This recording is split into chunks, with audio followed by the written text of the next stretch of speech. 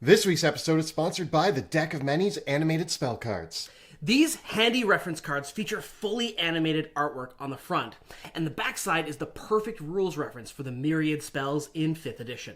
Whether you're playing at the table or online, these durable cards keep your spellbook at your fingertips. Not only are they amazingly useful, the gorgeous animations help spark your imagination and visualize the cinematic clash of spells and sorcery. The Deck of Many won the Golden Any Award for Best Game Aid or Accessory in 2020. You can pick up these award-winning cards at deckofmany.com/dudes, or check the links in the description below to pick up one for your next character. And now, on to this week's episode. Greetings, my name is Monty Martin. And I'm Kelly McLaughlin. And we are the Dungeon Dudes. Welcome to our channel where we cover everything Dungeons and Dragons, including advice for players and guides for dungeon masters. We upload new videos on Tuesdays and Thursdays, so please subscribe to our channel so that you never miss an episode. Today, we are going to discuss 5 downright evil, absolutely game-breaking, and utterly high-level spell combinations that will wreck combat encounters and derail entire campaigns when unleashed in your games of Dungeons & Dragons 5th edition. We are going to be looking at the implication of these spells and how they combine together to make really amazing and potent effects at the table. We're also going to be looking at the ways that you can circumvent or counter these spells as well, because although they are some of the most powerful options that we've found in the game, there are ways to survive them. And as a disclaimer, we aren't trying to promote adversarial play. Some of these combinations are extremely deadly and may not be fun at your table. So just be aware that these combinations exist, and possibly giving them to an NPC or players using them in the game might be too powerful for your gaming table. So discuss it amongst the table and decide whether you want to implement these options at all. Without further ado, let's talk about how to wreck the world with magic. There's a lot to discuss, so let's get rolling. To start off, we're looking at a combination that we have called Time Bomb. It's the combination of the 9th level spell Time Stop and the 7th level spell Delayed Blast Fireball. Time Stop allows you to act outside the flow of time. You roll a d4 and add 1 and get to act for that many complete turns before time resumes its normal flow. However, during that time, you cannot attack or use any spells or abilities that damage anybody in any way, shape, or form. So if you drop a regular fireball on your enemies, the time stop ends. One of the biggest advantages of time stop is that you can set up some really, really powerful combinations of other spells and create a horrific Rube Goldberg style trap using time stop. And the best way to kick it off at the end is with a bang, and Delayed Blast Fireball is a great way to do this. When you cast Delayed Blast Fireball, it does 12d6 damage, but if you hold it, for every round that you're holding it for, it gains an additional d6 of damage. So by implementing this at the beginning of your time stop and waiting the remainder of the rounds, you're just adding more damage to what the Delayed Blast Fireball is going to dish out. Now, it should be worth noting that this is not the best way to deal a lot of damage using your 9th level spell slot. If you just want to do a bucket load of damage, throw out a Meteor Swarm for 40 d6 points of damage.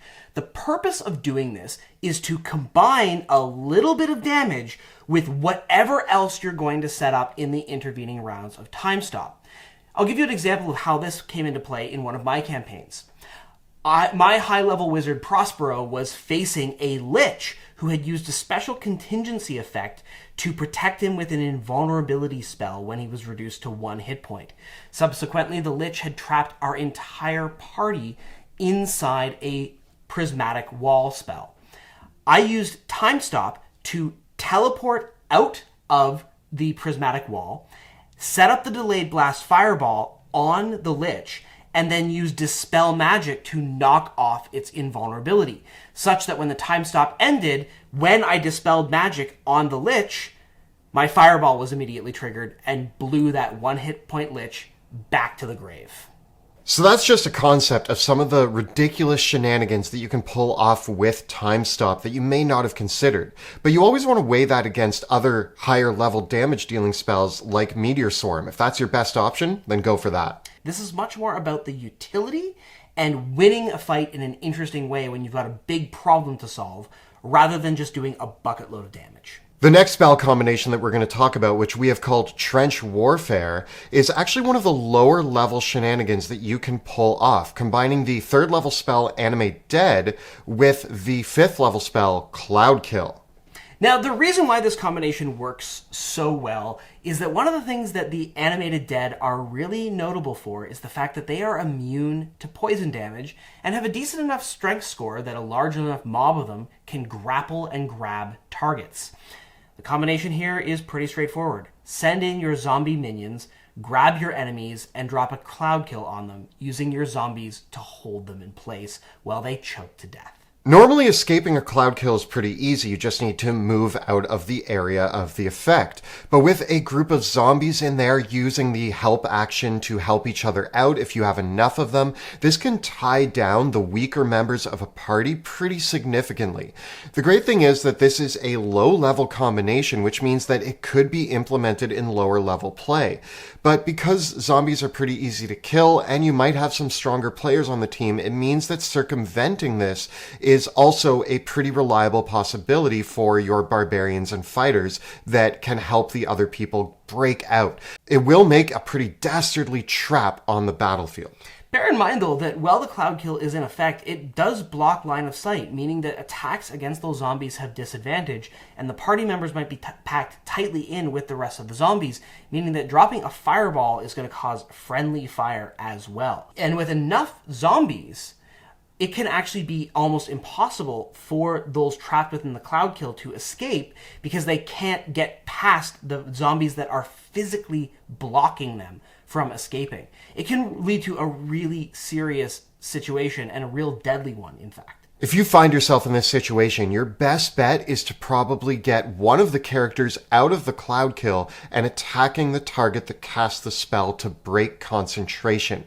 The strongest character in the party might be able to bust out there, hit that target, and break that cloud kill, making everything a lot easier. Spells like Cloud Kill and Undead Creatures are another reason why having poison resistance or immunity is so useful. Just playing a group of dwarves or characters with access to spells like Protection from Poison have a really good built-in resistance to these kinds of strategies too.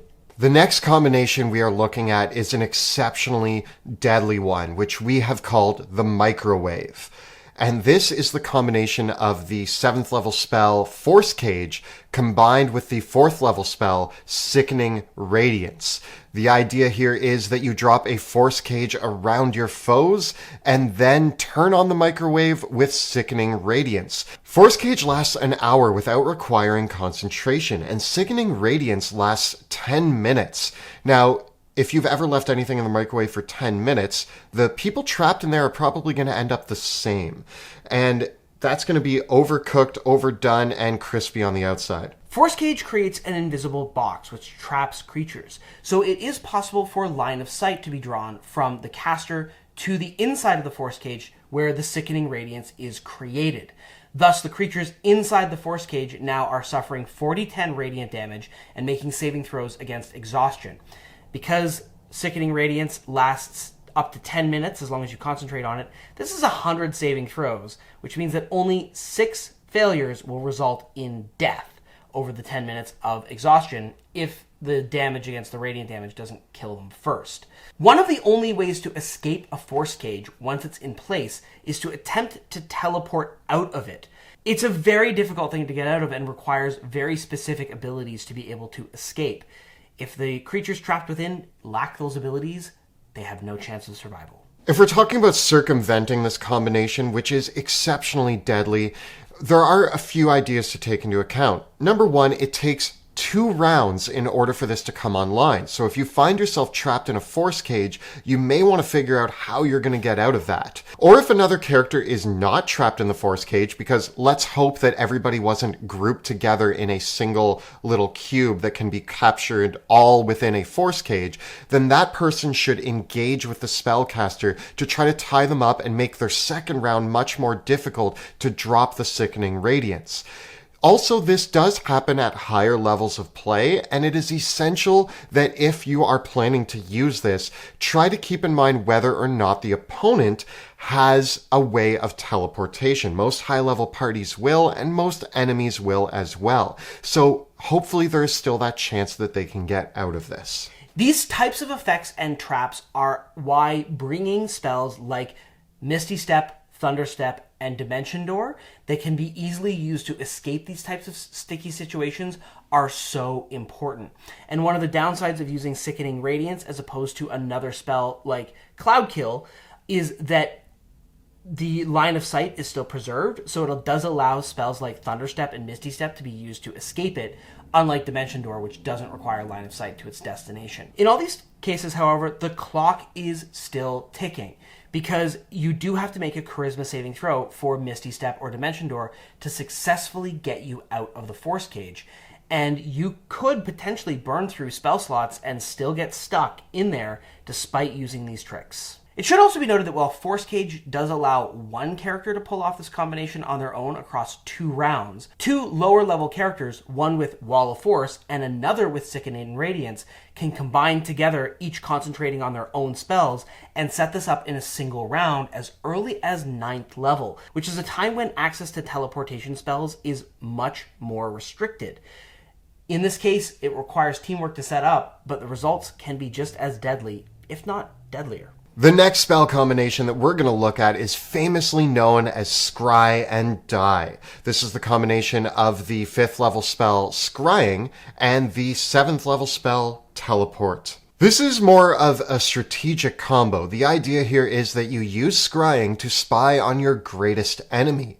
If they're doing something scary and terrifying and it looks like a bad time to intervene, you let it slide. But if you scry on them and they are sleeping or on the toilet or in the middle of making themselves some nice lunch, then you teleport in and stab them in the back. Now, while there is a chance of error because you've only observed the location through magic such as a scrying spell, if you do have a mishap and you end up off target with your teleport spell, no big deal. You just wait for the next opportunity to do so.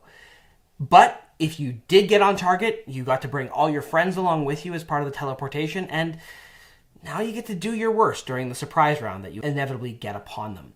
This is a pretty brutal assassination strategy and very hard to guard against as long as you're patient. For those of you out there now shaking in your boots that your characters or NPCs are going to get brutally murdered in their sleep, there isn't really a standard way of preventing this unless you acquire the means to prevent it through magic items or spells. Magic items like the Amulet of Proof Against Detection and Location are almost essential to circumvent this sort of thing. Or you can use spells like Mordenkainen's Private Sanctum that allow you to hide in your home base without fear of this happening to you.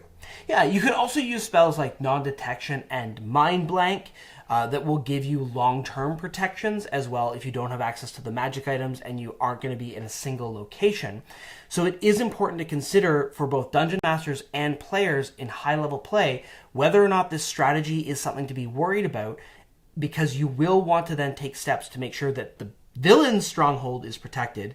And for players out there, you're going to want to make sure that your own stronghold is protected, because by the time this level of strategy comes into play, Leomund's tiny hut isn't going to protect you from this, because your enemy can just see that you've cast it and make sure that they show up with their own scroll of Dispel Magic to knock out your tiny hut. That being said, a potent villain sending in a balanced encounter, maybe they send in their lesser troops to go assassinate the party at night, might actually end up with a really interesting combat encounter where the party wakes up to see enemies just appear in their room and now have to fight them, trying to scramble for their weapons and armor. If you create a balanced encounter this way, it's much more interesting than the villains sending in their high-level lieutenants to go slit the third-level party's throats. On the Dungeon Master side, I tend to notice that when Dungeon Masters become aware that this is a possibility for their players to do, all of a sudden, all of the NPCs get super paranoid and they all live in private sanctums with amulets of non-detection.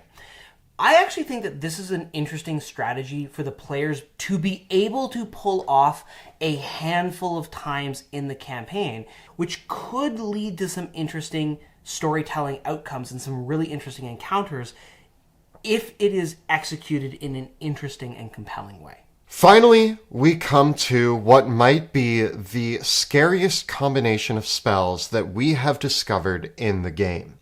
We are calling this one Prismatic Doom. So, one of my favorite spells in D&D 5e is Prismatic Wall. We mentioned it a little bit earlier in this episode, but for those of you that aren't aware of it, it is a 9th level spell that conjures a wall of force-like magical wall 90 feet long and 30 feet high. It has 7 layers that are opaque and shimmering and actually cause blindness to creatures that you don't protect from the spell itself. When a creature tries to pass through the prismatic wall, unlike a wall of force, they can't see through it, but they can try to move through it. And when they do so, they are affected by the multicolored layers of the prismatic wall in order, starting off by taking 10d6 fire, acid, lightning, poison, and cold damage from the various layers of the wall, and then eventually having to make saving throws versus a flesh to stone like effect and a teleportation effect that sends them to another plane of existence.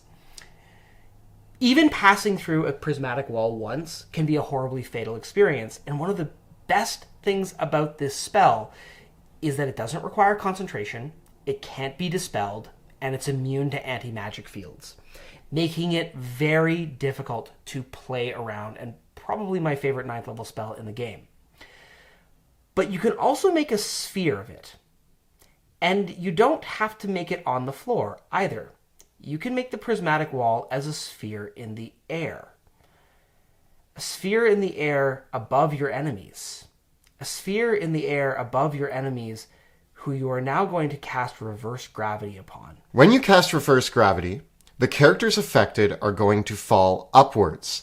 They get to make a save if there's something they can grab onto, but if they can't, they are just going to fall through the first layer of the prismatic sphere, up through the second layer of the prismatic sphere, and oscillate at the top. If you put the prismatic sphere right at the top of that range, you could conceivably have them oscillating right on that top layer of the wall. The oscillation is up to discretion, but even if they aren't oscillating right at the top and they just pass through it twice, and then you stop concentrating on reverse gravity, having them fall back through it twice, if they're not turned to stone and they aren't banished, they are then going to take 200d6 points of damage, which averages out to about 700 points of damage.